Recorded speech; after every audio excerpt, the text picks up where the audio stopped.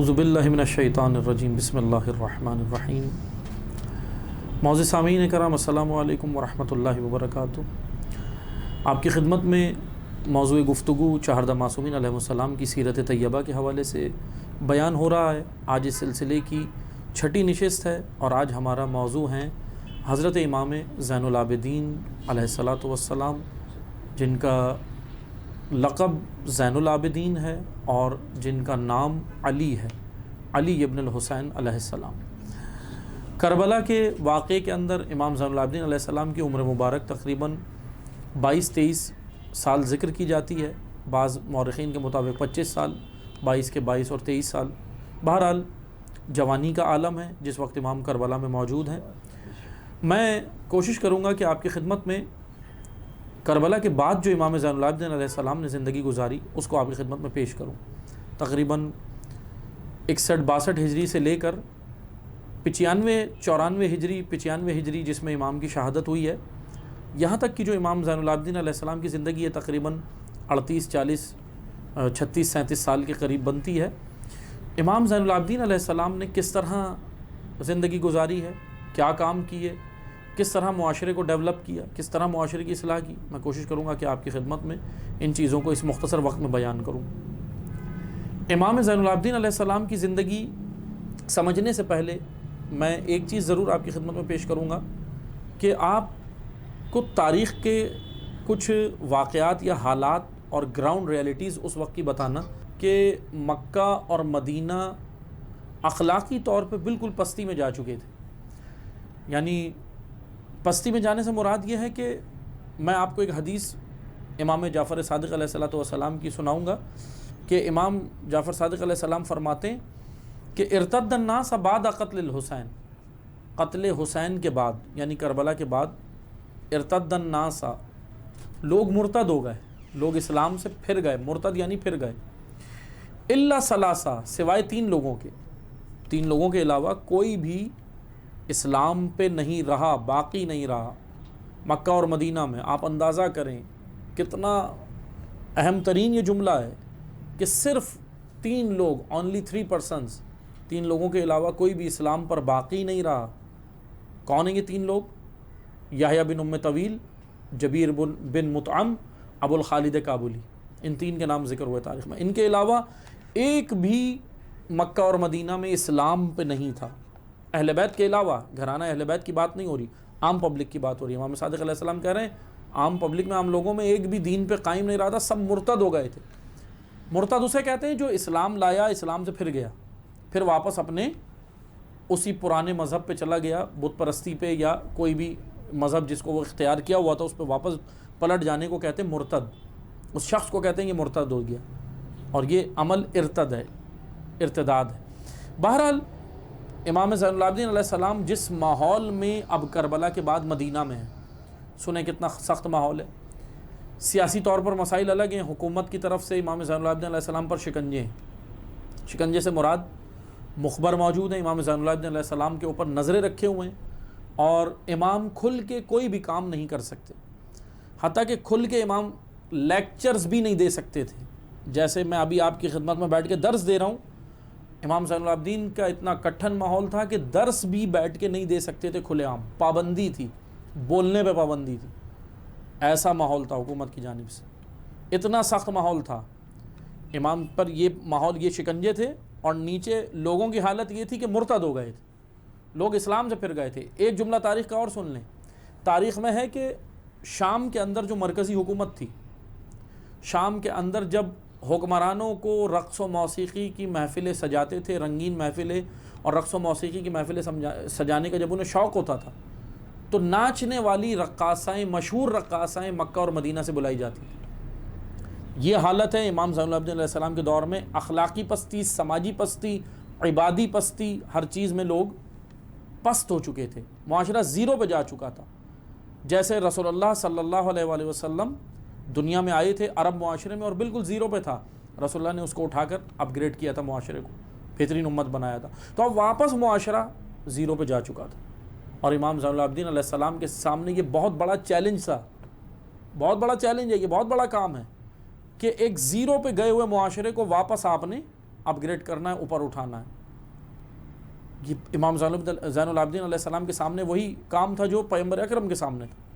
کتنا مشکل کام تھا، اس کا اندازہ مجھے اور آپ کو درس دینے سے یا درس سننے سے نہیں ہوگا۔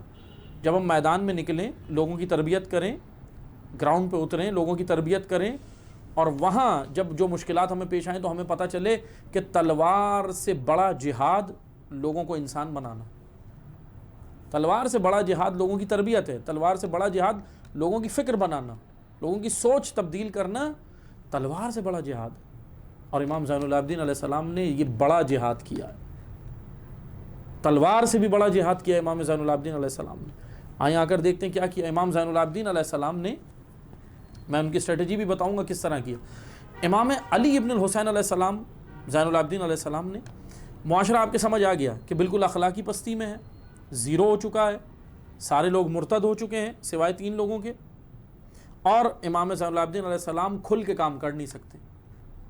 کیا کریں اب امام زین العابدین علیہ السلام کیسے؟ اچھا، امام زین العابدین علیہ السلام کھل کے کام کر نہیں سکتے اور خاموش بھی نہیں بیٹھیں گے، کیونکہ امام ہے، ہادی ہے امت کا۔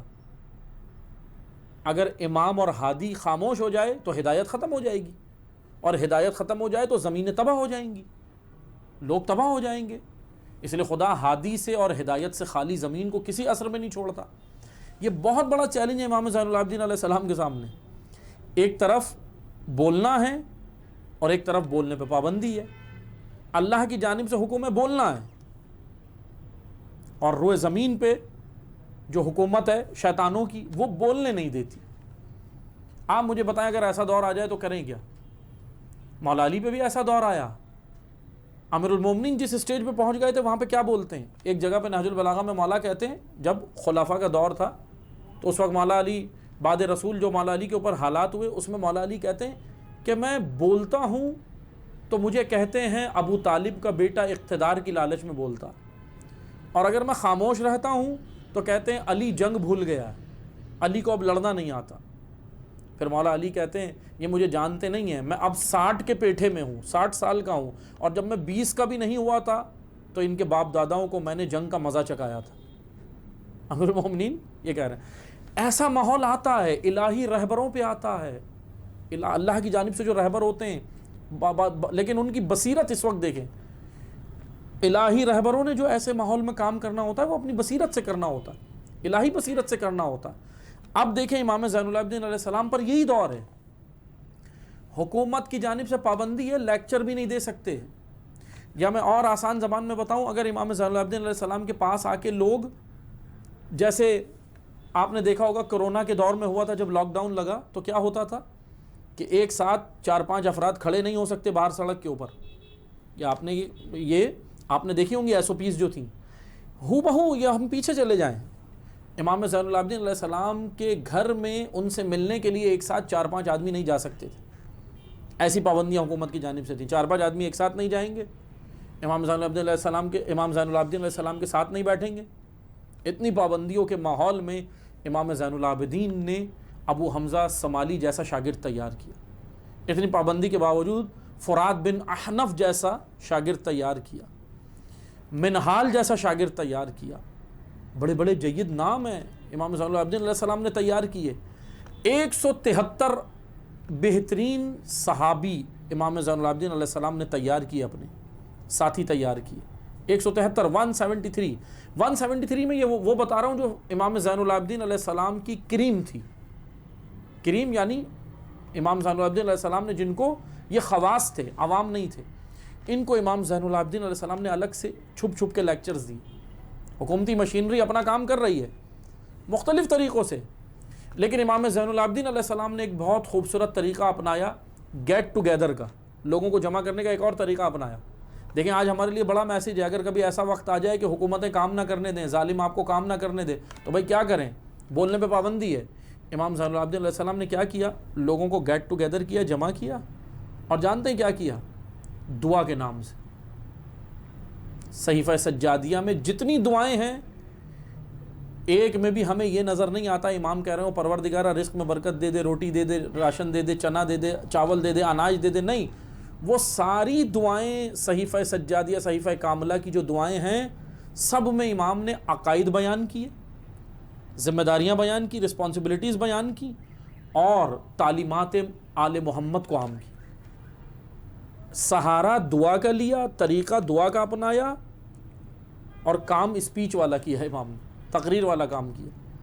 یہ اسٹریٹجی امام نے اپنائی، اور اس طرح آپ دیکھیں اس حکمت عملی کے تحت امام زین العابدین علیہ السلام نے زیرو پہ گئے ہوئے معاشرے کو اتنا ڈیولپ کر دیا کہ اب امام باقر نے جب اس معاشرے کو سنبھالا تو امام باقر کے پاس ایسے تیار شدہ چند شاگرد تھے جن کے ذریعے سے امام باقر آگے کام کر سکتے تھے۔ یہ بہت مشکل کام تھا، بہت مشکل کام تھا، بالکل زیرو پہ گئے ہوئے معاشرے کو اٹھا دینا۔ یقیناً امام زین العابدین علیہ السلام کو اس کا کریڈٹ جاتا، اور اگر امام زین العابدین علیہ السلام خاموش ہو جاتے، آج حق ہم تک نہیں پہنچتا، آج ہمیں پتہ نہیں ہوتا، کربلا اصل ہمارے پاس نہیں پہنچتی، کربلا کے حقائق ہم تک نہیں پہنچتے اگر امام زین العابدین خاموش ہو جاتے۔ دعا کرتے ہیں خدا ہمیں سیرت سید الساجدین کو سمجھنے کی توفیق عطا فرمائے۔ والسلام علیکم ورحمۃ اللہ وبرکاتہ۔ رمضان رمضان یوں قائم ہے، رمضان رمضان رمضان یوں قائم ہے، رمضان صدقہ آل محمد سے باقی ہے اس کی شان۔ رمضان رمضان یوں قائم ہے، رمضان رمضان رمضان یوں قائم